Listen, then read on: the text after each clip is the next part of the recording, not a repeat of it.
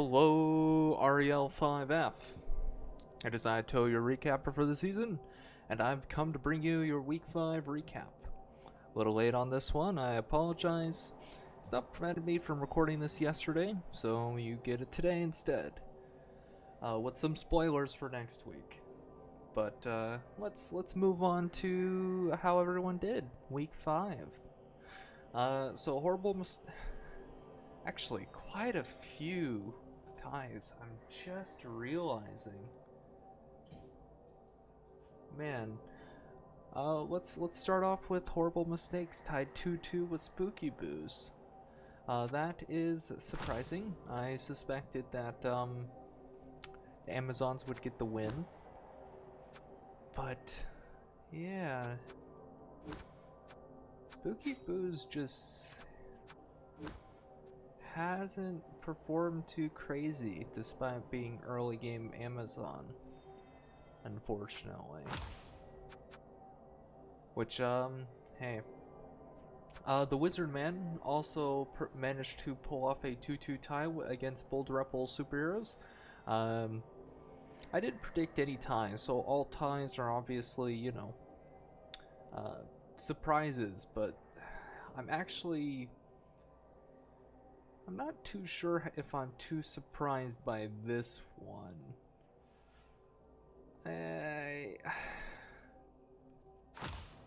Gypsy's not really in it to pump out the wins. He just wants development, you know. Seems that's his main goal, you know. Win second, development first. So I'm not too crazy surprised. That is an insane amount of blocks though. That's I'm gonna have to go back and watch that one maybe. Then we have the Big Zucks versus Civilization Seekers. I think I predicted a 3-1, but it was a 2-1 win for Civilization Seekers. Not too surprising. Civilization Seekers has been doing really great. Now here's an upset, a little bit. If anyone was going to kind of perform this well against the Rat Bastards, it was either going to be Balloonicorn or the Civilization Seekers.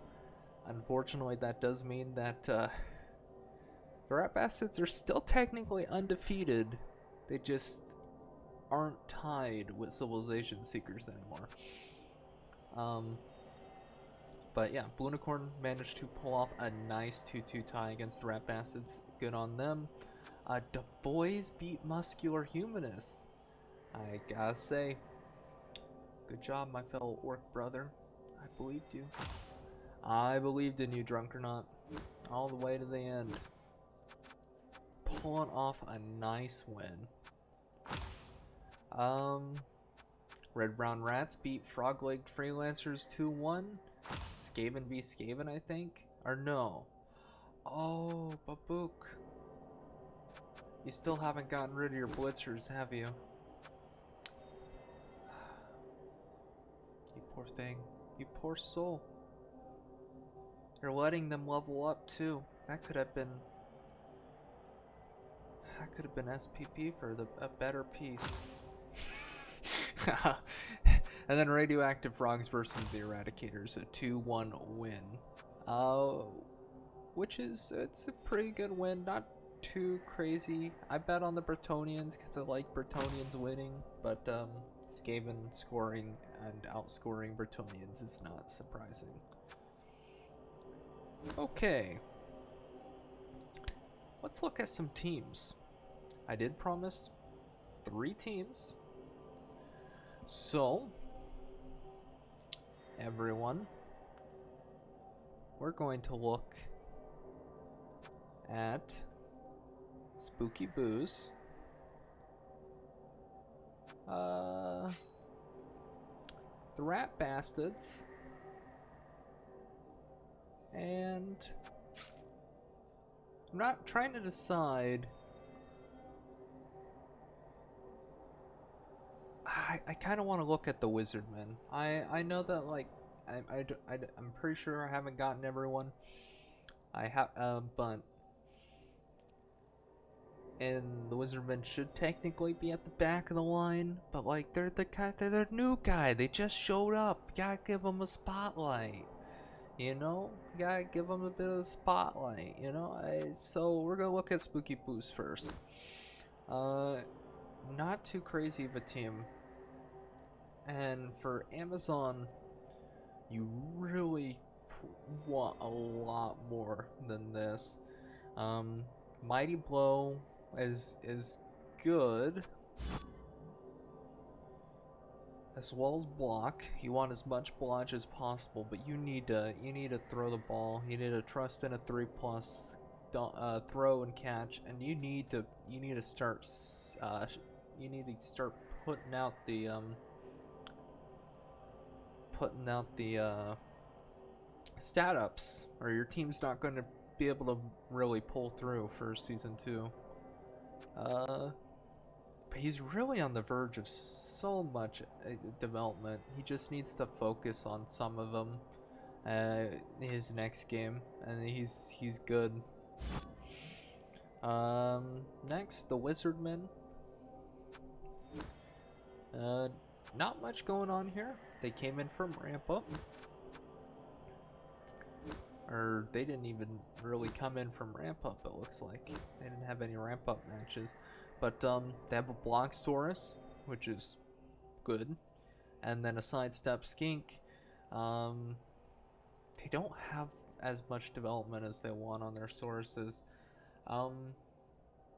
It might sound a little defeatist to say this, but I might recommend, if you plan on keeping this team to season 2, just don't focus on wins, just develop your sources.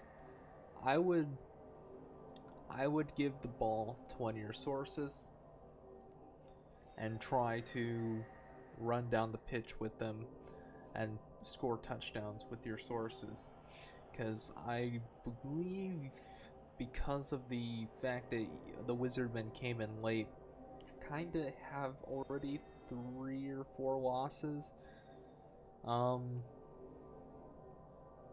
I think they have 4 losses, 1 tie, which is, you're not likely in the winnings to go to playoffs or challengers in a Div 5. So I would, if you're considering on keeping this team, which there's nothing wrong with it, so I don't see why not, unless you want to like start fresh next season, just focus on developing your sources and get them block, and then once you have block on your sources, they basically slowly start to develop on their own. Like, you don't really need to worry too much once you have block on your sources. And lastly, the Rat Bassids, unfortunately, no longer going on a perfect win streak. But a beautiful team. Well, beautiful except for this. I mean, horns look great on rats. I don't disagree. But God, it's so bad on gut. It's not like the worst, but let's consider some of the things he passed up. Guard, 2 heads. Really, those 2 things. He passed up guard and 2 heads for horns. Now, horns isn't that bad if you're like, okay, I want someone to do cage diving. But here's the thing. You get access to Dauntless on normals. You don't need horns. Horns would be okay if this was a strength 3 gutter, because then you can actually like focus on getting the 2 die. But for a strength 2 gutter, Dauntless is just so much more versatile. I don't know. I don't like it. It's a guaranteed strength 3 piece, on your cage dive, which I'm guessing this is what the piece is going to be doing if you bother to get horns. But I feel as though there's so many better things you could have grabbed with that. For cage diving especially, 2 heads, like come on. um, but yeah. The other gutters are great. He's got a guard gutter, so I can understand him not getting guard on that piece, but still, I'm going to keep on emphasizing it. He passed up 2 heads for horns. Effectively dodging at Agi 5. Come on, Toast Guy, come on. But yeah, it's not the worst decision.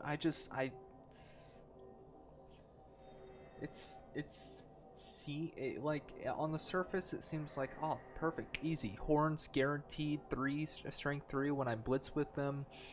But like, it's just, I don't like it. If Toast Guy can predict the future and predicts a strength up for that gutter runner in the future, then I'll completely change my mind. But until then, he's also got Claw Mighty Blow already on this piece. Beautiful. He's got Mighty Blow. On this one, he doesn't get doubles. I'm going to guess he goes piling on. Get those Storm Vermins killing things. And then, so you don't really have to worry about developing them while you develop your gutters. And then linemen are just, who cares? So yeah, that's it for looking at 3 teams for this week. Let's look at week 6. Rat Bastards apparently beat out Frog-Legged Freelancers, so I think they are a bit more developed than they should have been. But it doesn't really matter too much. I do think that maybe Rat Bastards beat Frog-Legged Freelancers 3-0 though. Not quite sure on that one. Muscular Humanist versus Spooky Booze. I think...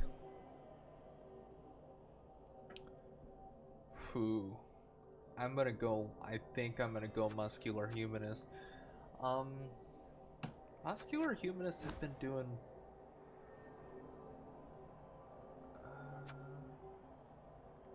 they've both been... Spooky Booze has been doing better, but what's Muscular Humanist team looking like? Yeah, he's got some solid development. Oh, shame on the AB bust on that Blitzer. I would consider killing him. Maybe you might consider killing him, retiring him. Basically the same thing. You can maybe just score a touchdown on him, see what he gets, but it's not really, you're not really losing much. He's got so much development. He doesn't have any tackle though to beat the Amazons, but like, no, I'm gonna keep on. Spooky Booze, I keep on picking you, and like when I pick you, you lose, and it makes me so sad, and I'm gonna pick you again. Don't disappoint me. 2-1 win for Spooky Booze. I think Muscular Humanists have a lot of skills, but the skill that they don't have and the skill that I think they need the most is probably tackle. Though that hasn't stopped the other teams, so, you know, we'll find out, I guess, later next week. Civilization Seekers versus Eradicators. I'm going to just guess it's going to be a Civilization Seekers win. Probably going to be a 2-0, maybe 3-0. I'm sorry, Bretonia. Civilization Seekers have been killing it, and I would be very surprised if this was the upset game. But yeah, I'm going to give it to Civilization Seekers. Bold Rebel Superheroes versus Radioactive Frogs. I need to check out Radioactive Frogs. What's their team looking like? Where are they? What's Dung's team looking like? Very nice. Um, versus Gypsy's team, which is also really good. Oh, that's a beautiful blitzer, by the way. Oh, that's a beautiful blitzer. Oh man, that's killing some gutters this season. I'm gonna give it to Gypsy. I'm gonna give it to Gypsy, and I'm going to guess probably a 3-2, something crazy. He has high scoring games, and he's against Skaven. It's like a match made in heaven. Horrible mistakes versus Red Brown Rats. This is a hard one. Do I bet on the Vamps against Skaven? You've been, I mean, Red Brown Rats hasn't been doing too great, but all right. I'll give it to Horrible Mistakes. I'm feeling like they're coming back. I want to see them come back. I hope I don't caster curse you or anything, my friend. So it's gonna be a victory for Horrible Mistakes. I'm gonna go 1-0. Don't make them score at all. I don't know how possible that is for you. Probably more realistic is probably like a 2-1 actually for if vampires win. Like it's so hard to stop Skaven from scoring. Unless you're also Skaven. The Wizardmen versus the Boys. I'm going to go the Boys. I'm gonna keep on putting my bets in on Drunkernaut. I believe in him as a fellow orc coach. 1-0 win. Nothing else. Nothing else to say about it. Also, Du Bois isn't too badly developed, right? They got they got tackle. Really, that's kind of all you need. Hard focus the skinks with the tackle piece, and you're probably pretty good. And you know, if you're trying to win as the Lizardmen, then you just want to try and outstrength the Orcs, which you can do with that many strength 4 pieces. Big Zucks versus Blunicorn. I'm going to give it a 3-1 in favor of Blunicorn. Blunicorn's doing pretty good. Big Zucks have also been doing pretty good. Not too terrible, but Blunicorn is doing really good. They're like their top contender right now, behind these two crazy bastards up here. And the Big Zucks is kind of leading middle of the pack, which isn't terrible. It's just I'm gonna put my money on the Blunicorn. Yeah, so that's week 6, man. Next week, I'm gonna try and discuss playoff potentials for teams and some of the stuff they might need to focus on.